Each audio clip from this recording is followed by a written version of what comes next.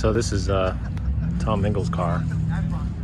It's one of these cars that you either get it or you don't get it. Somebody might look at it and say, man, somebody should restore this car and fix it all. But Tom's owned this car for 40 years, and mechanically it's perfect. Patrick Otis worked on it, did a lot of mechanical work on it, but he's left all the little imperfections and marks on it from the years and years of ownership.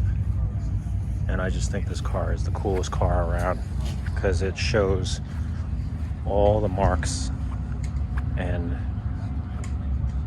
just, you know, from ownership. I mean, it's a relationship that he's had with this car for 40 years, and every little mark and ding and is still there. Hasn't tried to obliterate it through a restoration.